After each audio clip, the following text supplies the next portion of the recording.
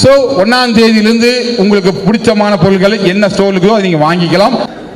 ஒரு முறை இல்லாவிட்டால் ஒரு முறை இவன் இவ்வளவு டைம் சொல்றானே அந்த கருமத்தை எஸ்ஜிஓன்னு ஆனாதா என்னன்னு ஒரு செகண்ட் யோசிச்சு வச்சுங்களேன். இதே மாதிரி முக்கியமந்திரி செட்டில் ஆயிருங்க. அவ்வளவுதான். ஒரு ஸ்பார்க்கு தாங்க இன்னைக்கு எடுத்த பெரிய பெரிய முடிவுகளுக்கு பின்னால பெரிய 5ஆம் திட்டம் கிடையாது, ஒரு ஸ்பார்க். வாழ வைத்து வாழும் கோட்பாட்டை இது நீங்க நினைச்சாலும் மாற்ற முடியாது. ஏன் தெரியுமா? உங்களுக்கு சீலிங் உயரணும்னா யாரோ 7 பேர்த்த குறைஞ்சு வச்சு கரவன ஆனா தானே சீலிங் உயரும். கான்செப்ட் அதனுடைய கேம் தான், உள்ள எல்லாமே இருக்குது. ஏன்னா யாரும் நிர்பந்திச்சு வாங்க சொல்ல. ஆக்சுவலா வேணா எங்கிட்ட அப்கிரேட் பண்ணதுக்கு இந்த ப்ராடக்ட் கிடையாது. இந்த ப்ராடக்ட் வாங்கினது தான் அப்கிரேட் ஆப்ஷன். ரெண்டு வித்தியாசம் இருக்கு. ஒரு எங்கிட்ட வந்து கேப்சூல் இருக்குன்னா இந்த கிரவுன் ஆனவனுக்கு இந்த கேப்சூல் கிடையாது சார். இந்த கேப்சூல் வாங்கினவங்களுக்கு கிரவுன். கிளியரா புரியுதுங்களா? ரெண்டு வித்தியாசம் இருக்கு. ரெண்டு ஒண்ணு கிடையாது, ரெண்டு வேற வேற. டெபாசிட்னு வாங்கல, பட் அந்த ப்ராடக்ட்டுக்கான பைசாவை மக்கள் கிட்ட இருந்து வாங்குறீங்க. அதுதான் அததான் சொல்றேன். சோ இங்க கமாடிட்டி ஒன்னு ரோல் பிளே பண்ணுது நடுவுல. ஆமா ஆமா, கமாடிட்டி வியாபாரம் பண்றேன் சார்.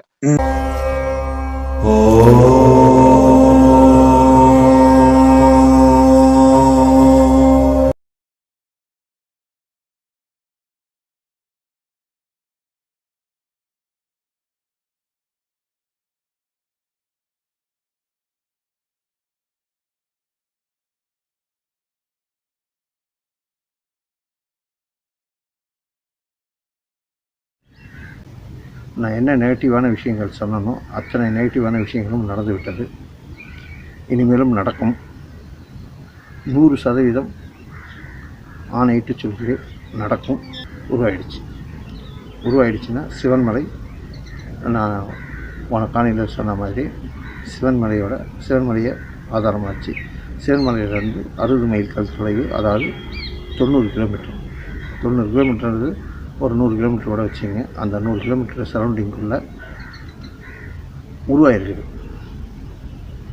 போன காணொலியில் இயற்கையாக செயற்கையாக பூமியிலேருந்து வருமா இத்தனை கேள்வி கேட்டிருந்தேன். இது வந்து மனிதர்களால் ஏற்படக்கூடிய மிகப்பெரிய விளைவுன்னு எங்கள் ஐயா சொல்லியிருக்காரு. அந்த அகோரபத்திரர் வந்து ஆன்மீகத்தை காப்பாற்றுறாரு. அப்போ அகோரபத்திரரோட மறு உருவமாக நான் காவல்துறையை பார்க்குறேன். காவல்துறை மற்ற பாதுகாப்புத்துறையை பார்க்குறேன். அவங்க வந்து பார்த்திங்கன்னா எந்த விதத்தில் இந்த ஆபத்து வரப்போகுதுன்றது வந்து முழுசாக தெரியுது. ஆனால் இதுக்கு வந்து ஒரு புள்ளி வந்து வச்சுட்டாங்க. அந்த கலிபுருஷன்றவன் வெளியில் வந்து அவன் வந்து பல விதமான சிக்கல்களை வந்து உருவாக்குறான். அவன் பிறந்த நேரம், அந்த கிரக அமைப்புகள், அவன் தாயின் கருவில் அவன் புள்ளியாய், எல்லாத்தையுமே புள்ளி தாங்க. பெண்களை வந்து பார்த்திங்கன்னா குறிப்பாக பெண்களில் வந்து பார்த்திங்கன்னா அவங்களோட மதி மயக்கிற மாதிரியே பேசுவாங்க. அவங்கள வந்து தன் நிலையை மறக்க வச்சு அந்த பெண்கள் மூலியமாக தான் இவங்க வந்து செய்யப்படுறாங்க. நல்லா தெரிஞ்சுங்க. போன வாட்டி வச்சுருந்த ஆண்டவன் உத்தரவு பெட்டியை சார்ந்து இப்போ வச்சுருக்கிற குறிப்பையும் வச்சு சேர்த்து தான் நான் சொல்லிக்கிட்டு வரேன். இதில் வந்து எந்த விதமான மாற்றமும் கிடையாது. நாளைக்கு நான் இதை சொல்லிவிட்டு நான் சொல்லலை, கிராஃபிக்ஸில் பண்ணிட்டாங்க, நான் பேசுனதை மாற்றி திருச்சி சொல்லிட்டாங்கலாம் சொல்லலை. நான் சொல்கிறேன் அந்த 32 காசுகள் வந்து எதுக்குன்னா அந்த பணத்துக்காக அவங்க எதையும் செய்யக்கூடிய ஆட்களாக மாறுவாங்க. மாறி இருக்கலாம், அல்லது மாறலாம், இல்லை மாறுவாங்க. இது வந்து எங்கள் ஐயா வந்து ஆணித்தரமாக கூறினது. இது வந்து பார்த்திங்கன்னா காவல்துறைக்கு வந்து இது வந்து காவல்துறைக்கு வந்து ஒன்றும் புரியாது. இப்போ நான் சொல்கிறது கூட எதுவுமே புரியாது அவங்களுக்கு. என்னடா இது என்னத்துக்கு செய்கிறாங்கன்னா. ஆனால் இது வந்து ஏதோ ஒரு இடத்துல நடந்துக்கிட்டு இருக்கும். இதனோட கோர்வைகள்லாம் ஒரு காலத்தில் வந்து ஒன்றா வரும்போது இதை கண்டுபிடிக்கிறதுக்கு வந்து சிரமமாக இருக்கும். ஏன்னா எப்படின்றது அந்த குறிப்பு கிடைக்கும். அந்த குறிப்பு கிடைக்குன்னு எங்கள் ஐயா சொல்லிக்கிட்டே இருக்கிறார். அந்த குறிப்பு கிடைக்குன்றாரு. அப்போ அந்த குறிப்பு கிடைக்கும்போது சரியான விதத்தில் வந்து அதை பயன்படுத்திக்கிட்டோம்னா, தேவ ரகசியம் ஏன் வெளியே சொல்லக்கூடாதுன்னு இதுதான் வெளியே சொல்லக்கூடாது. ஏன்னா இதெல்லாம் இந்த காணொலியில் என்ன நடக்க போகுதுன்றது வந்து எனக்கும் தெரியாது. நாளைக்கு வந்து என்ன கூட கேட்கலாம், இவ்வளோ விவரமாக சொல்கிறேன், நீ யார், என்ன, உனக்கு எப்படி தெரியும்னா கேட்கலாம். சத்தியமாக எனக்கும் தெரியாது. எங்கள் ஐயா கூட நான் பேசுனது தான் நான் பேசிக்கிட்டு இருக்கேன். எப்படினாலும் தேவரகசியத்தை சொன்னால் மரணம் நிச்சயம், எது நிச்சயம்னாலும் எதுனாலும் வந்து பார்த்திங்கன்னா மரணம்னாலும் ஒரு தடவை தான் சாக போகிறேன். அது இந்த எனக்கு தெரிஞ்ச உண்மைகளை சொல்லிட்டு செத்துட்றானே. இல்லைனாலும் வேறு ஏதாவது தண்டனைக்கு ஆளானாலும் இந்த உடலுக்கு தான் அந்த வலி, அந்த ஆத்மாவுக்கு கிடையாது. அந்த ஆத்மா எப்படியும் ஒரே மாதிரி தான் இருக்கும். ஆத்மாவுக்கு வலி கிடையாது, உடலுக்கு மட்டும்தான் வலி. உடலுக்கு வலின்ற பட்சத்தில் வந்து பார்த்திங்கன்னா அந்த வலியும் தாங்கிறதுக்கு ஒரு தயாரான நிலையில தான் நான் வந்து எல்லாத்தையும் ஏற்றுக்கிறேன்ற ஒரு வாக்குறுதியோட தான், எங்கள் ஐயா கிட்ட கொடுத்த வாக்குறுதியோடு தான் இதை உங்கள் முன்னாடி பகிர்ந்துக்கிறேன். வலின்ற பட்சத்தில் வந்து பார்த்திங்கன்னா அந்த வலியும் தாங்கிறதுக்கு ஒரு தயாரான அனைவரும் மிகப்பெரிய ஆபத்தை சந்திக்க இருக்கிறோம். அது ஏற்கனவே 2 குறிப்பு கொடுத்துள்ளேன். இப்பொழுது 3வது குறிப்பு கொடுக்கறதுக்கு இந்த காணொலியின் கடைசியில் 3வது குறிப்பை தருகிறேன். குறித்து வைத்துக் கொள்ளுங்கள். நான் சொன்ன மாதிரி அந்த கடிப்பிடிச்சவர்கள் ஒவ்வொருத்தர் சம்மந்தம் இருக்காது. அவங்க என்ன பண்ணுறாங்க ஏது பண்ணுறாங்கன்னு தெரியாது. அவங்கவுங்க யார் யாரோ ஒருத்தருக்கு தொடர்பு இருக்காது. ஆனால் அவங்களோட நோக்கமெல்லாம் ஒரு புள்ளியில் வந்து முடியும். அந்த புள்ளியில் வந்து முடியும் போது நாம் மிகவும் பாதிக்கப்படுவோம். நான் ஆன்மீக கதையை தான் சொல்கிறேன். இதை வந்து நீங்கள் வந்து ஏதாவது உள்ளர்த்தம் வச்சுக்கிட்டீங்கன்னா அதுக்கு நான் பங்கு கிடையாது. இயற்கை வந்து தன்னை புதுப்பித்துக் கொள்ள ஆரம்பித்து விட்டது. சில இயற்கை அறிவுகளை பார்ப்போம். இப்போ இந்த குறிப்பிட்ட ஒரு சில காலங்களில் நான் சொல்றது வந்து ஒரு 3 மாத அளவில் வந்து நீரினால் ஏதோ ஒரு பகுதி பாதிக்கப்படுது. அந்த நீரினால் பாதிக்கப்பட போகிற பகுதி எதுவும் தெரியாது. இப்பொழுதும் சொல்லுகிறேன், கேரளா என்ற ஒரு மாநிலம் தப்பிக்க வேண்டும் என்றால் சிவன்மலையில் ஒரு சிவன்மலை ஆண்டவன் உத்தரவு பெட்டி எனும் எச்சரிக்கை பெட்டியில் வைக்கப்படும் ஒரு பொருளின் விளக்கத்தை நான் கொடுக்கும்போது பார்த்தீங்கன்னா சிவவாக்கியனின் வாக்கு தான் அது. பிரபஞ்சத்துக்கு வந்து இப்படி தான் சக்தி உண்டு, இப்படி தான் உணர வைக்கும், இப்படி தான் சொல்ல வைக்குது என்ன. எங்கள் ஐயா என்னை இப்படி தான் பேச வைக்கிறார். வில்லம்பு வச்சப்போ வந்து சேரநாடு கேரளா கழிவு அப்படின்னாங்க. நான் வந்து குறி வைக்கிறாங்கன்னு சொன்னேன். குறி வைக்கிறாங்க, இது வந்து ஒரு சிலருக்கு வைக்கப்படும் குறி அப்படின்னு. கேரளா வருஷம் தவறாமல் அடி வாங்கிக்கிட்டே இருக்கு. எப்போ இருந்து ஐயப்பன் கோவிலில் பெண்கள் உள்ளே சென்றதில் இருந்து அதன் அழிவு, கேரளாவின் அழிவு ஆரம்பித்தது. அதாவது இறைவனின் சொர்க்கம்னு சொல்லுவாங்க. அதாவது இறைவனோட செல்ல ஊர்னாங்க. அதை ரொம்ப இறைவனுக்கு மிகுந்த கடவுளுக்கு பிடித்த ஊர் அப்படின்னாங்க கேரளா. இன்னைக்கு கடவுளுக்கே பிடிக்காமல் போன ஊர் வந்து கேரளா தான். அழிவு, வருஷம் அழிவு. கரெக்டாக வந்து பார்த்திங்கன்னா இந்த ஐப்பசி கார்த்திகை பொட்டாசிலேருந்து அப்படியே பார்த்திங்கன்னா ஏதாவது ஒரு ரொம்ப கோரமான இது போய்கிட்டே இருக்குது. நான் சொன்னேன், இயற்கை பேரிடர்கள், இயற்கை அதாவது அதிசார குரு பயிற்சி வரும்போது மீண்டும் 7 கோடி மரணங்கள் பூமியில் நிச்சயமாக விழும்னு சொன்னேன். கேரளாவின் அழிவுக்கு காரணம் ஐயப்பன் ஆலயத்தில் பெண்கள் நுழைந்தது. இதுக்கு வந்து தீர்வு இருக்குதான்னு கேட்டிங்கன்னா தீர்வு இருக்குதுங்க.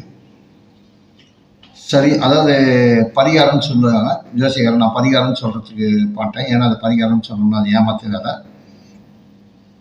தீர்வு இருக்குது. இதுக்கு தீர்வு இருக்குதுன்னா அந்த பந்தள மகாராஜா குடும்பம் மனசு வைக்கணும். அவர்கள் அவமானப்படுத்தி விட்டார்கள். அதனால் பந்தள மகாராஜா வந்து அந்த ஆலயத்துக்குள்ளே வரமாட்டேன்னு சொல்லியிருக்கிறதா ஒரு சில செய்திகள் படித்தா. அது எந்த அளவுக்கு உண்மைன்னு தெரியல. செய்திகளை படித்ததை தான் நான் சொல்கிறேன். அந்த பந்தள மகாராஜா குடும்பமும் ஐயப்பன் கோயில் தேவஸ்தானமும் ஒரு சில வழிகளை கையாண்டால் கண்டிப்பாக கேரளா அழிவிலிருந்து தப்பிக்கும். இந்த ஆகமதி முறைகளை மீறினீங்கன்னா என்ன மாதிரியான மோசமான விளைவுகள் ஏற்படுன்றது கேரளாவை பார்த்து தமிழ்நாடு திருந்துவீங்க, இல்லை திருத்தப்படுவீர்கள். கண்டிப்பாக திருந்த மாட்டோம். நம்ம 100% அடித்து சொல்கிறேன். நான் திருந்தவே மாட்டோம். நம்ம கடவுளால் திருத்தப்படுவோம், சத்தியமாக திருத்தப்படுவோம். இதையும் நான் முன்கூட்டியே சொல்லியிருந்தேன் ஒரு வீடியோவில். ஒருவேளை இப்படி இருக்கலாம், திமுகவை ஜெயிக்க வைத்து அதிமுகவை அழித்து பிஜேபி இங்கே வரலாம் அப்படின்னு சொல்லியிருந்தேன்.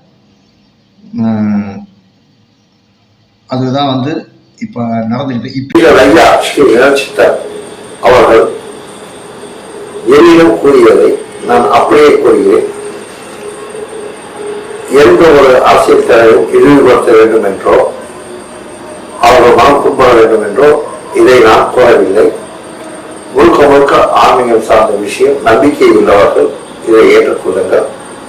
ஐயா கூறியது அவர் கூறியபடியே நானும் கூறுகிறேன். தயவுசெய்து என் மீது யாரும் பத்தம் கொண்டோ என்னை இயேசுவதோ வேண்டாம். அப்படி என்னை திட்டிதான் உங்கள் கோபத்தை தீர்த்துக் கொள்ள வேண்டும் என்றால் திட்டி தீர்த்து விடுங்கள். ஐயா கூறியதை அப்படியே கூறுகிறேன். கூட்டாளியானாலும் மங்கையுடன் கூடி வைத்தவனானாலும் மது மங்கை மயக்கம் என்று இருப்பவனாக இருந்தாலும் பிறரை பெரிதாக உருவகப்படுத்தி அவனிடம் உள்ள செல்வத்தை கரைப்பவனாக இருந்தாலும் யார் ஐயனை ஏறினாலும் அவர்கள் மிகப்பெரிய அவர்களின் ஆட்சி, அதாவது இப்பொழுது ஐயனை ஏற்பவர்கள் ஆட்சி புரியும்படியே சொல்லிவிடுகிறேன். தற்பொழுது ஐயா மாண்புமிகு தற்போதைய முதல்வர் எடப்பாடி பழனிசாமி அவர்கள் ஆகட்டும், மரியாதைக்குரிய திரு மு க ஸ்டாலின் அவர்கள் ஆகட்டும், திரையுலகிலிருந்து வந்த கமல்ஹாசன் ஆகட்டும், டிடிவி தினகரன் ஆகட்டும், சீமான் ஆகட்டும், திருமாவளவன் அவர்களாகட்டும், சேகு தமிழரசன் அவர்களாகட்டும், இன்னும் இருக்கும் உறுதி கட்சிகள் நிறைய பேர் இருக்கிறார். சரத்குமார், கருணாஸ், இன்னும் யார் கட்சி என்று ஒன்று வைத்திருக்கிறார்களோ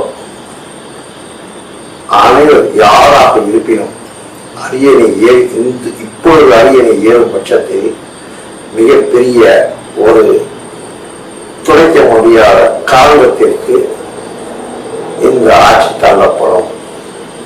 இது ஆட்சியாளர்கள் அதிகாரத்தில் இருப்பவர்களால் அல்ல, அவர்களுடன் இருப்பவர்களால் நடக்கக்கூடியது. அவர்கள் தலைமை சரியாக இருந்தாலும் அவர்களுடன் இருப்பவர்களோ அல்லது யாரோ ஒருவராலோ காலத்தால் அழிக்க முடியாத மிகப்பெரிய களங்கத்தை சுமக்க வேண்டியது வரும். வரலாற்றில் இது எழுதப்படும். ஆண்டாண்டு காலமாக இந்த வருடத்தில் இந்த நாளில் இப்படி ஒரு சம்பவம் நடந்தது அப்படி என்று எழுதக்கூடிய ஒரு சூழல் உருவாகும்.